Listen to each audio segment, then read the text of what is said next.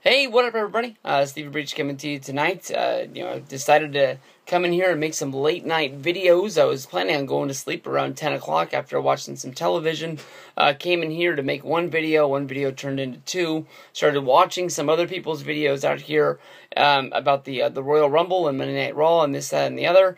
And the last one that I watched was Freaking Yeah 88's video, How to Fix Roman Reigns' Mania Problem. And this is the video that I've been seeing from a few people out there saying that WWE has a problem. I honestly won't jump off the deep end. I don't think WWE has a problem. You know what? If WWE fans are going to boo and WWE fans are going to tweet things about Roman Reigns winning the Royal Rumble, at least they got him.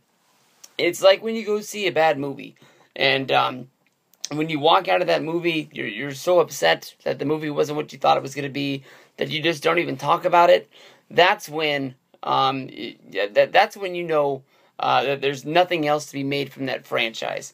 With a lot of the things that I've been hearing about the Royal Rumble is that people aren't happy that Roman Reigns won the Rumble, even though you should have known Roman Reigns was going to win the Rumble going into the Rumble. But the one thing about it is that a lot of people are coming up with videos and they're coming up with ideas about how they would fix Roman Reigns and what they would do to change it. So no matter what they say about them, never watching Monday Night Raw again, or them saying that they're going to cancel their WWE network, they're not going to watch Fastlane, why would they care if they're going to go out of their way to try to, rebook the territory, as Stone Cold Steve Austin say, and try to fix Roman Reigns? If you don't care about Roman Reigns winning the Rumble, and you're not going to watch Fastlane, and, you're going to sell your WrestleMania tickets, and you're not going to go anymore, or whatever the extreme is going to be because of the fact that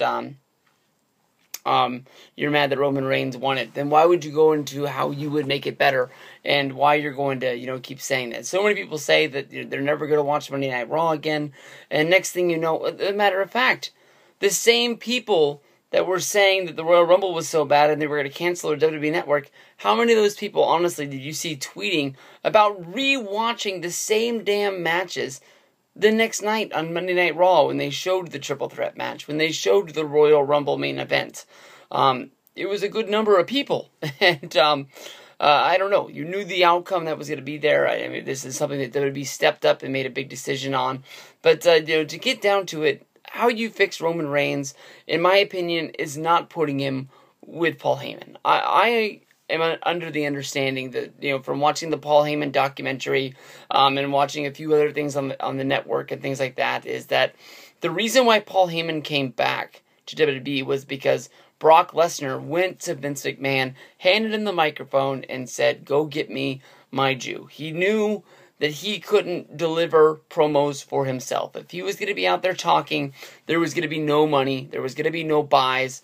Brock needs a microphone guy to do all the talking for him. In the last few weeks, we've seen Brock speak more. And because Brock's been quiet for so long, those words for Seth Rollins really meant something. That Brock, even though these guys were both heels, both guys hated John Cena, it brought believability to the fact that they weren't going to be a team. There was going to be no Brock Lesnar and Seth Rollins, beating up John Cena. That, Brock Lesnar was pissed that this guy that he thought was on his side in the pact with the Authority and Team Heyman would curb stomp him not once, but twice.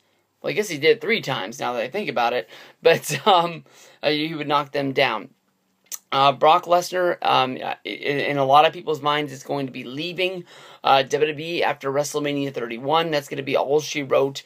There's no doubt in anybody's mind, that there shouldn't be, that Roman Reigns is going to be beating Brock Lesnar unless he do some sort of Rock WrestleMania 9, swoop in like Superman and defeat Brock Lesnar after Roman Reigns falls short. I think a lot of people might like that, but then again, when Hulk Hogan did it to Yokozuna, everybody hated the fact that that happened. But in my opinion, and what I think's going to go down, is that I think Paul Heyman's not going to be with WWE anymore after Brock Lesnar's deal at WrestleMania 31 expires. I sort of thought it as basically, some people might say, well, Paul Heyman has done other things in WWE, besides being with Brock Lesnar. He came back and he was the manager for CM Punk. Let alone, he was the manager for Curtis Axel and he was the manager for Ryback. Honestly, in my opinion, the only reason why he was the manager for CM Punk was the fact of getting him over as a heel at the time, to get those last, babyface guys to switch sides, that were going to be cheering for him anyways, to now start booing him, now seeing that, he really had taken the extra mile to go heel. As, remember that, scene where John Cena got beat up in the back, and then the car rolled by him to end Monday Night Raw, and the window rolled down, and Paul Heyman stuck his head out, and he drove by, and just looking in shock about what had happened, and we're sitting at home in shock of Paul Heyman's there. Paul Heyman does a lot of things. From watching the Heyman documentary, he talks about being at Monday Night Raw, and even when he's not in the office, he's always working, because he has his iPhone or his BlackBerry or whatever phone he used, I couldn't remember, but he's always, they showed him footage of sort of watching what Brock was doing in the ring, sort of still watching what Punk was doing in the ring, but he's always, messaging back and forth with his company that he helps own and run, and makes a lot of those big deals happen, and everybody knows that he was sort of like a manager, to Brock Lesnar when he was in UFC. He was always around. He's a guy. He's not really like in the corner. He's not like a fight guy, but he's more like the hype machine, making sure that Brock is getting the deals that he needs to get done, the sponsorships and things like that. He's, a real bright mind, and a lot of people say that's because Paul Heyman gave Brock Lesnar his first shot, back in 2002, and, Brock has always held it to him that this guy, is the one who got me the first door open in my career. He's going to be looking out for me along the way, and that's the way a lot of the things happen when they say that you're a Paul Heyman guy. You're the guy that, really gives, he goes out of his way to make sure that he gives guys that first break, so they're always going to remain loyal to them throughout their career, and maybe he can always, get that favor for him when he needs it. But I would think that Heyman's going to be done with WWE at the end of WrestleMania 31. I think that he's going to be, going off and doing other ventures. Maybe he sticks around and does little things for the WWE Network, an interview here or there when they want to do like another ECW DVD, or maybe an ECW sort of, reunion, or some sort of documentary like that. When they need him, for a couple hours, he'll come down, he'll do the interview, tape things, and then he'll be in and out, and he'll be done. Honestly, in my opinion, how to fix Roman Reigns' Mania problem basically is just keep having Roman Reigns win matches. People have talked about, the hatred for John Cena for 10 years. And there's people, that are, above the teenager range that, have been hating. There's people in their 20s that have been hating John Cena since they were teenagers. They've been in their late 20s. There's people that have hated this guy since easily, 2005, when he was first starting getting his push. He was getting booed out of the arenas back then. When he came over from Monday Night Raw, he sort of started to drop the rapper gimmick, and then a lot of people turned on the guy when he turned into John Cena the Marine, and it just seemed like he was beating Kurt Angle, and just defeating guys that he shouldn't be beating Shawn Michaels, and people were saying that the same thing about Roman Reigns. This guy really didn't pay his dues. This guy didn't do this, didn't do that. Honestly, when it comes down to it, the guy was entertaining. He had good matches. He picked up the ball when there was nobody else really in WWE to do it. Batista was a good growing star at the time. Triple H at the time was, if you go back to 2005, Triple H was starting to wind it down then. Not that he wasn't giving his all, but he was trying to take that step back, even way back then, to let new guys come in and take the ball and see where they can take WWE to the new heights. He could only hold it for so long. He passed the torch at WrestleMania 21 to Batista, and that was supposed to be him starting off on a big thing. And they sort of saw the star power in John Cena, and they switched them over.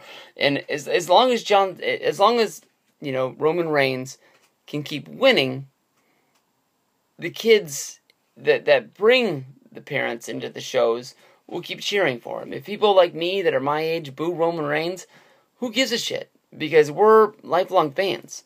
If they have a house show, if they have a Raw, if they have a SmackDown, if they have a pay-per-view in Sacramento, there's no doubt in my mind I'm buying a ticket and I'm going to be there. I've been watching, Monday Night Raw. I've been watching SmackDown. I've been watching the pay-per-views for probably close to 30 years now. I'm not going to stop tomorrow. This has become my routine. It's just what I do. It doesn't matter if, they, found some wild hair up their ass and put the championship on John Cena. Oh, I apologize, on Zack Ryder tomorrow. If he's a champion, he's a champion. I think it'll probably be pretty stupid, but anything can happen, and that's the way I always watched wrestling all these days. Chris Berman, that's why they play the game. I don't know how to fix Roman Reigns. Just keep having him blow through guys. Don't have him be like an Edge, where he cashes in the Money in the Bank. He's a 1-month champion, and then he's dropping the title back and forth to John Cena for the next few months. If you want to pick a guy, you want to make him the main guy, you can't do the 50-50 style booking anymore. He needs to win on Raw. He needs to win on SmackDown. Maybe like a few guys come out of the back and they jump this guy and lay him out, and then he has to find a way to overcome it and wins the pay-per-view. You put the title on Roman, and he has that title for not 3 months, not 4 months. He needs to have that title for damn well close to a year. Maybe you have him drop it at Royal Rumble, so then maybe you have him come back and start that WrestleMania push to try to chase after the championship again, and get into that sort of, the chase that everybody always talks about. Like when Stone Cold Steve Austin was on the chase for the championship, they were growing at a bigger peak than they were when Stone Cold Steve Austin was champion. People wanted to see him overcome the odds. People didn't want to see him up on top, just smashing through people. But WWE knows what they're doing. Vince has been doing this for a long time.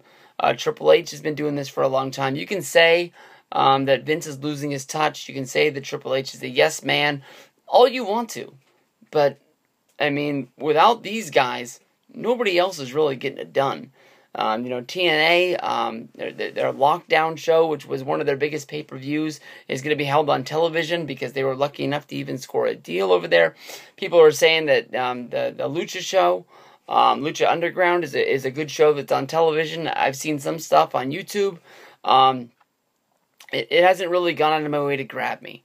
We'll have to see what they do when they get Del Rio in there. John Morrison, who's honestly one of my favorite wrestlers. I really loved him when he was in WWE, and I've always really been sort of waiting on that WWE return from him. He hasn't really gotten me to switch the channel. I watched that Aztec Rumble or whatever that was. That was really fun when Ezekiel Jackson hit that mini, with that big clothesline. I popped big for that. The guy that won the title, people say he's really good. He didn't do it for me. WWE is number one. New Japan show was fun, but I haven't watched it since. There's a show coming up in a few weeks that I guess we're going to get together and we're going to watch that one. But, when it comes down to it, Raw, SmackDown, and not SmackDown, Raw, pay-per-views, and some, various, shows that are on the network. Even Main Event gets me every once in a while. When I was seeing that they were going to have a big match on there, one match that was Big E versus Rusev, and I was like, I got to see that. They know what they're doing. They're going to be all right. WrestleMania 31 is going to be a damn good show. Triple H versus Sting is starting to get me fired up a little bit. John Cena versus Rusev. It is what it is. They'll find a way to make it good. But they know what they're doing. They're going to put together a damn good show, and we're going to have a ton of fun. Peace out, everybody.